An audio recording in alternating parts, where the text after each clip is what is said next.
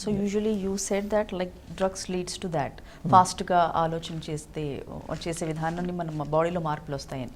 So usually ఆ dopamine అనేది కరెక్ట్గా పాస్ అయ్యి లైక్ కరెక్ట్ లెవెల్లో అది వర్కౌట్ అవ్వాలి అని అంటే అంటే ఏమైనా ఇంజెక్షన్స్ త్రూ చేయడం ఉంటుందా, లేదంటే సప్లిమెంట్స్ త్రూ అది తగ్గిపోతుందో, ఎలా జనరేట్ చేసుకోవచ్చు?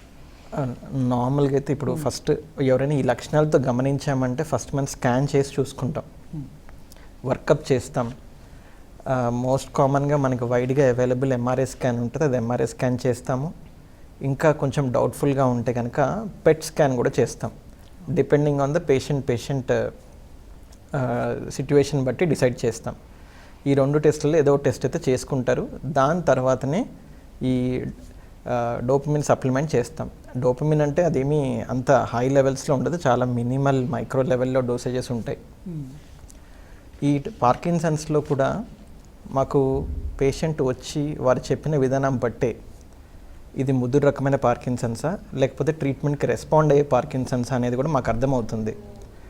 అది మళ్ళీ మనం ట్రీట్మెంట్ స్టార్ట్ చేసినప్పుడు ఎంతవరకు రెస్పాన్స్ ఎక్స్పెక్ట్ చేయొచ్చు ఇలాంటి పేషెంట్స్లో అనేది కూడా తెలుస్తుంది మనకి. మనము ట్రీట్మెంట్ స్టార్ట్ చేసిన తర్వాత మేము గ్రాడ్యువల్గా డోసేజ్ అనేది ట్యాబ్లెట్సే ఇస్తాము, స్లోగా పెంచుకుంటూ వెళ్తాం. సో అది స్లోగా పెంచుకుంటున్నప్పుడు మన మెయిన్ గోల్ ఏంటంటే, ఒక డాక్టర్ గోల్ ఏంటంటే ఇక్కడ వాళ్ళని ఇండిపెండెంట్గా వాళ్ళ సొంత పనులు వాళ్ళు చేసుకునేలాగా చేయడమే. వాళ్ళు ఏదో బయటికి వెళ్ళేసి స్పోర్ట్స్ ఆడాలని ఇంకేదో యాక్టివ్గా చేసేయాలని మాకేం ఉండదు. డాక్టర్ గోల్ వచ్చేసి ఈయన సొంతంగా ఆయన లైఫ్ ఆయన లీడ్ చేసుకోవాలి, ఇంట్లో ఎవరి ఫ్యామిలీ మెంబర్స్ పైన ఆధారపడద్దు. అలా అదని he has to be independent అనేదే మన మెయిన్ గోల్.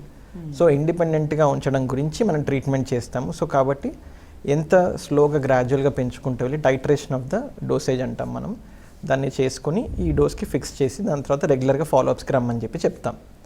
సో మీరు ఏదైతే అడిగారో ఇంజెక్షన్స్ అనేది అంత కామన్గా అయితే పార్కిన్సన్ డిసీజ్కి అయితే వాడము.